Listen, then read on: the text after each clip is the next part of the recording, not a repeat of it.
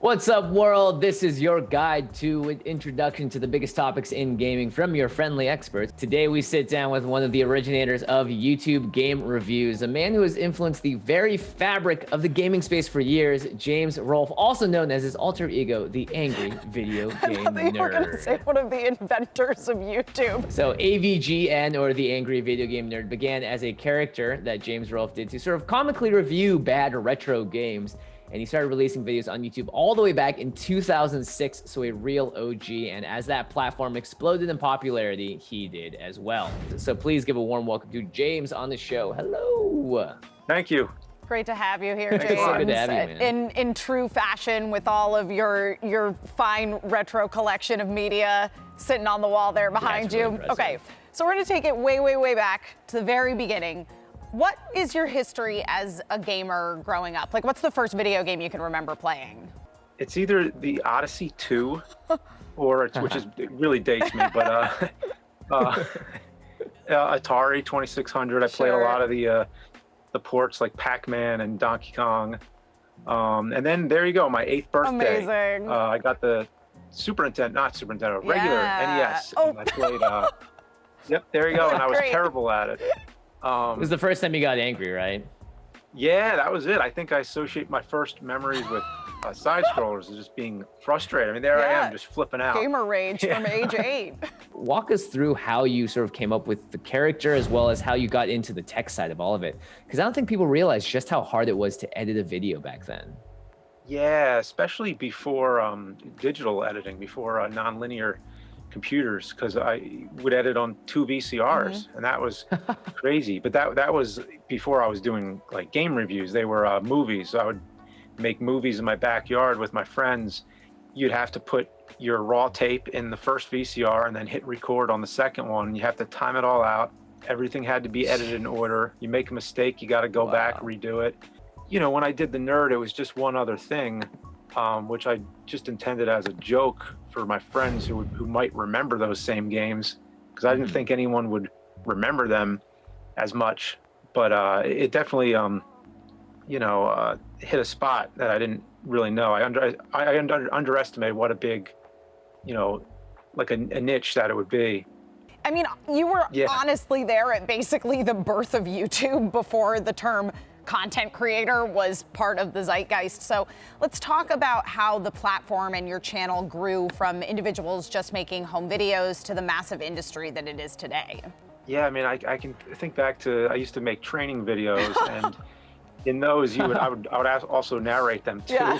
But they would have bullet points and graphics to illustrate a point. So sort of that format kind of transcended into the game reviews, and also making movies, because I would put in more cinematic elements. The way I would film myself flipping out, I do it from multiple angles and whatever, have curse words literally coming out of my mouth and things like that. Yeah, it was just something that I did as like a break during my downtime, and then I never knew it would become my main thing. So it's kind of, you never expect these type of things to go the way they do, but you just you take it and you go with it. If anyone goes to their channel, they'll see that your videos aren't like 2-minute things, 3-minute vlogs. They're full-on analyses. They're written out. They're scripted. There's jokes. There's gags. There's all sorts of like really finely edited moments. Just how much work goes into each of these videos. It's an insanely time-consuming process, no matter what. Even if you find every shortcut that you can, you get it down to a science, it's still really time consuming. There's no way around it. But I mean, some people probably can just play the game and record themselves and talk while they're playing it. I can't do that. I'm not really an off the cuff kind of person, so I need to script everything out. So what I do, I play the game, and it depends how long the game is, and if you want to complete it, it's up to you. I'll go as far as I need to, where I think I have enough material to work with. Write down notes as I'm playing. Once you have that all done, you put it all together and you try to make a script out of it. And for me, the scripts can take forever, because lots of times you'll write it and then you'll rewrite something. And sometimes I write it and I sound like an instruction manual. I'm just explaining the game. So I'm like, oh, this is the I need some more jokes here. And then once you get something that you're happy with, then, you film it. And then it goes to the editing, and depending how many effects there are in it or how many graphics, it could take a really long time.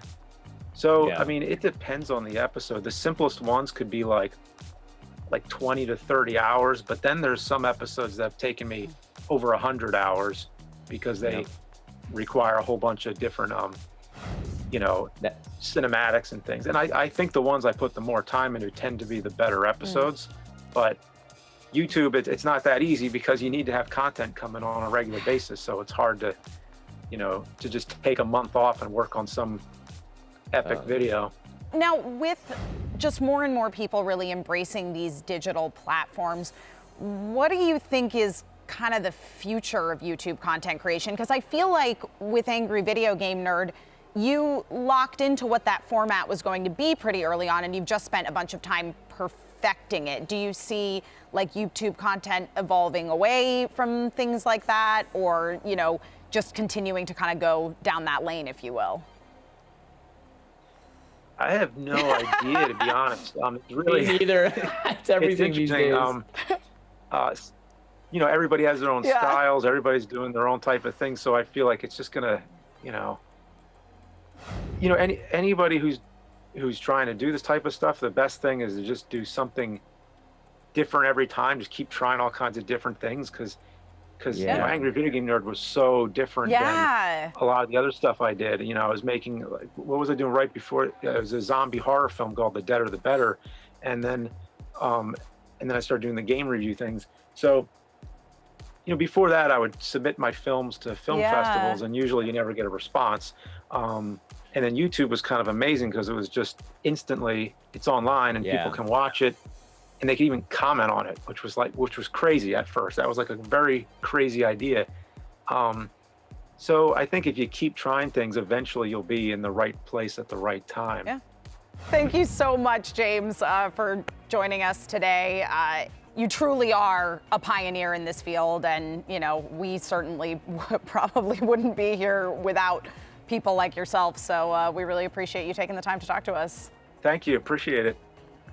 So big thanks again to James Rolfe. You can find him at youtube.com/Angry Nintendo Nerd, or just looking up AVGN or Cinemassacre. You'll find it all online. And since you're going to be on YouTube anyways, you know, why don't you subscribe to our channel before you hop over to his and subscribe to his? Turn off those notifications. Do it for me. Do it for your old pal, Jimmy And Wong. me, Emma Fife. And let us know in the comments what you want to see a guide to next. And we will see you all again soon. Hey, thanks for watching the download. Make sure to check out the full episode on VENN.tv. And you can check out more of our greatest moments ever on YouTube over at Watch VENN. You don't want to miss it.